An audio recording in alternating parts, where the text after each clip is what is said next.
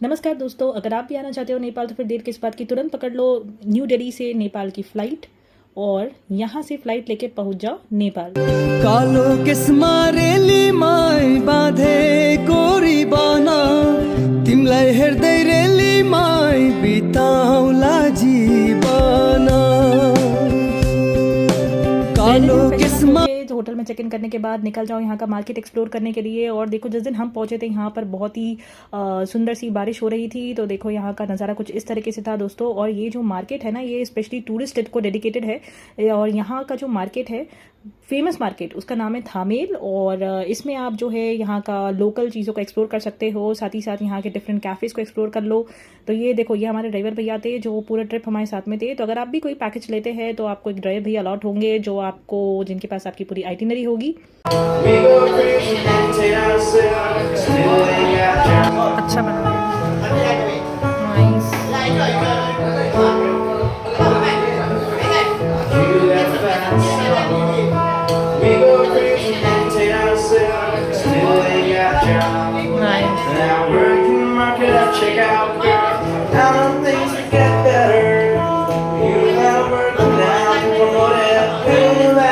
दूसरे दिन fashion up होके निकल जाओ पशुपतिनाथ के लिए, जिनके लिए अब हम इतनी दूर से दर्शन करने के लिए आए हुए थे। तो आपको भी दूसरे दिन निकल जाना है फैशन अप होके पशुपतिनाथ।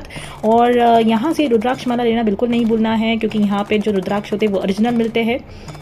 साथ ही साथ शाम की आरती अटेंड करना बिल्कुल नहीं भूलना है, क्योंकि एक बहुत ही अलग एक्सपीरियंस होने वाला है। देखो, कहा जाता है कि अगर आप केदारनाथ गए हुए हो और अगर आपने पशुपतिनाथ नहीं किया तो वो दर्शन अधूरा माना जाता है। तो मेक श्योर कि अगर आप केदारनाथ गए हो तो आपको पशुपतिनाथ दर्शन भी ज़रूर करने चाहिए।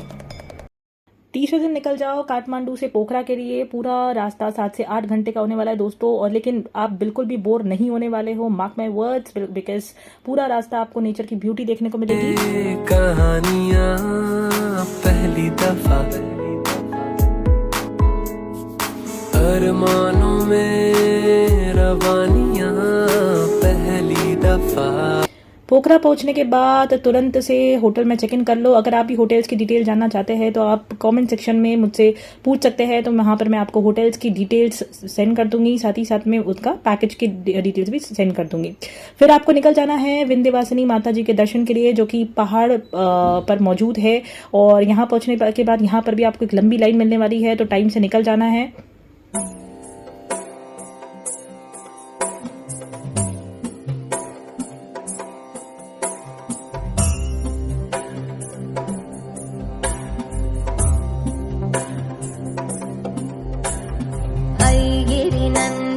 नन्दित मेदिनी विश्व विनोदिनी नन्दनुते गिरिवर विन्ध्य शिरोदिनी वासिनी विष्णु विलासिनी जिष्णुनुते भगवती हेशिति कंठ कुटुम्बिनी भूरि कुटुम्बिनी भूरि कृते। अभी यार देखो, बहुत धूप थी और ये देखो, ये दीदी के पैर जल रहे हैं बुरी तरीके से। यार मेरा भी यही हाल था। तो धूप तो काफ़ी थी और पर जो सिनेरियो था, जो ब्यूटी थी, उसको देखने के बाद इतना नहीं लग रहा था। देखो, ये जो इस तरीके की घंटी है, यहाँ पर आपको नेपाल में हर तरह के मंदिर में देखने को मिलेगी। देखो, यहाँ पर इस तरीके से कुछ घंटी लगी हुई होती है और यहाँ ऊपर फोटो सेशन चल रहा है। तो आप भी चाहो तो यहाँ आके फ़ोटोज़ ले सकते हो, बहुत ही सुंदर आएगी। क्योंकि देखो भाई, यहीं पर माता जी मौजूद है। ये जो छोटा सा मंदिर आपको दिख रहा है ना, यहीं पर माँ विंध्यवासिनी माता जी विराजमान है और यहीं पर उनके दर्शन किए जाते हैं। क्योंकि अंदर फोटो वीडियो अलाउ नहीं है, तो मैं आपको अंदर से तो नहीं दिखा सकती, लेकिन बाहर से आपको बता सकती हूँ कि यहाँ पर माता जी विराजमान है।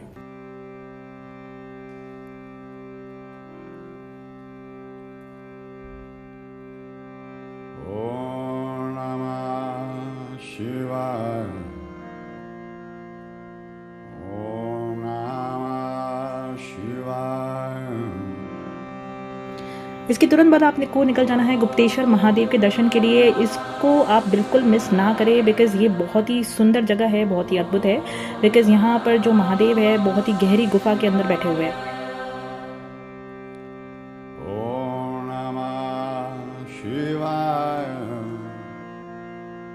देखो ये मनोरम जो है दृश्य है इस गुप्तेश्वर महादेव मंदिर का बाहर से है। हमें अंदर गुफा की ओर जाना है। यहाँ से आपको जो है टिकट परचेज करना है। तो जब भी आप यहाँ आए तो पैसे लेकर आना ना भूले। तो नेपाली सिटीजन्स के लिए यहाँ का जो प्राइस है पर पर्सन वो 40 रुपीज़ होने वाला है, लेकिन जो इंडियन सिटीजन्स हैं उनके लिए आपको 62 रुपीज़ पर पर्सन का टिकट लेकर यहाँ अंदर आना होगा। ठीक है, तो अब ये सीढ़ियों से उतरकर हम अंदर की ओर जाएंगे।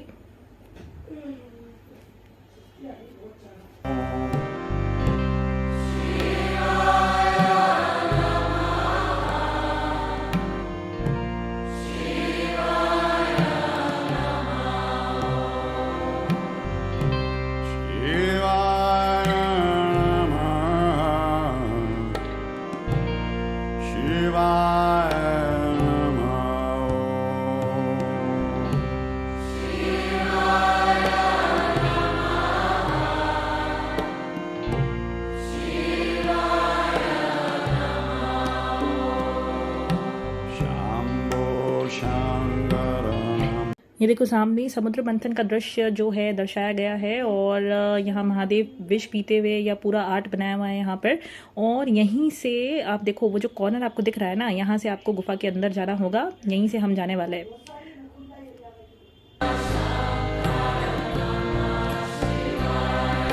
शंभो शंकर नमः शिवाय, विजय शंकर नमः शिवाय।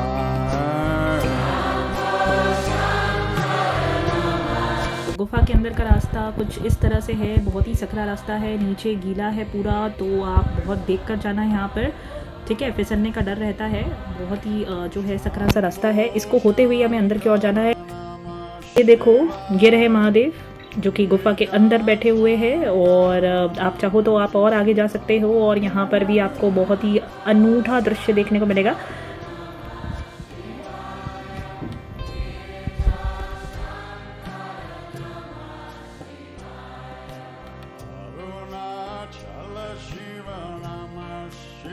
देखो दोस्तों ये बहुत सुंदर दृश्य है। देखो महादेव है, सामने माँ पार्वती जी है और बहुत ही प्यारा दृश्य है, बहुत ही सुंदर मूर्ति है, आमने सामने विराजमान है और गुफा में अंदर, गहरी गुफा में अंदर कुछ इस तरह का मनोरम दृश्य हमें देखने को मिला है।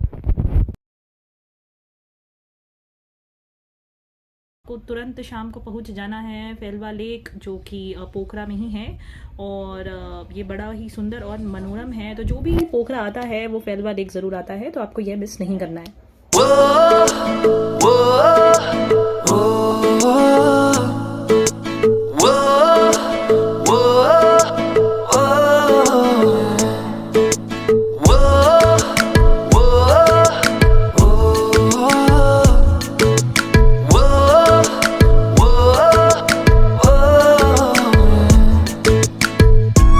देखो यहाँ पर बोटिंग भी होती है, तो मैं आपको बोटिंग के रेट्स बता देती हूँ। यहाँ पर बोट्स लगे हुए हैं, ठीक है। तो ये पूरा जो एरिया है यहाँ पर बहुत सारी बोट्स मिल जाएगी। ये कुछ डिफरेंट रेट्स है, अलग अलग ऑप्शन है, आप इनमें से सिलेक्ट कर सकते हैं कि आपको कौन सा वाला लेना है।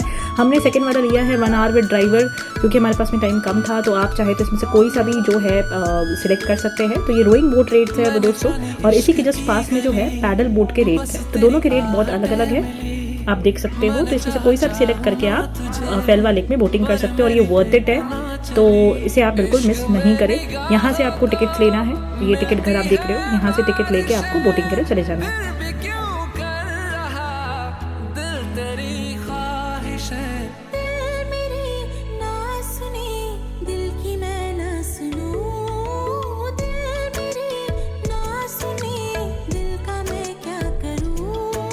ये जो आप देख रहे हो ये वॉच टावर है लेक का। तो जब भी वेदर ख़राब होता है और जब तूफान आने लगता है तो उस टाइम पर जो फेलवा लेक का जो पानी है वो बहुत ज़्यादा इंटेंस हो जाता है। तो इस वजह से जो भी बोट्स वहाँ पर फ्लोट कर रही होती है वापस से तुरंत किनारे पर आ जाए, इसलिए ये बनाया हुआ है। तो काफ़ी सेफ है, बहुत ही सेफ सिस्टम है।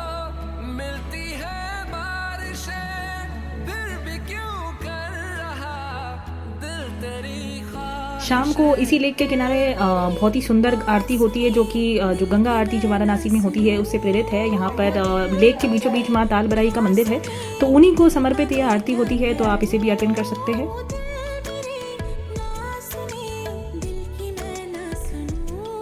शाम को आप पोखरा का मार्केट एक्सप्लोर करिए, वहाँ के अलग अलग कैफ़ेज़ को पब को एक्सप्लोर कर सकते हैं और दूसरे दिन फिर से निकल जाइए काठमांडू के लिए मनोरम दृश्य को देखते हुए। और फिर आपको जाना है बौद्ध स्तूपा जो कि काठमांडू में लोकेटेड है।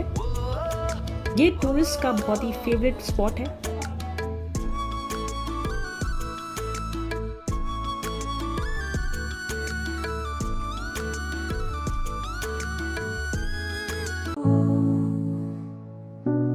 मणिपत में हूँ मैं हूँ। यहाँ पर आपको ऊपर बहुत सारे कैफेज में मिल जाएंगे, लोकल मार्केट भी है छोटा सा, तो यहाँ पर आप कुछ परचेज करना चाहे तो कर सकते हैं।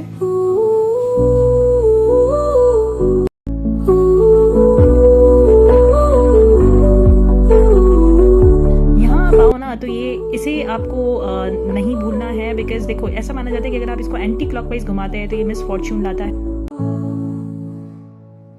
मणिपत में हूँ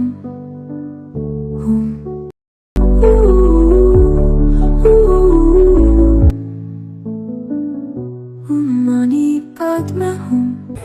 और लास्ट में ये इंडियन गानों को कैफेज में बजते हुए देख के सच में मज़ा आ गया यार। इसका मैंने वीडियो भी रिकॉर्ड किया और इसी तरह से हंसते हंसाते हमारी ट्रिप ख़त्म होती है।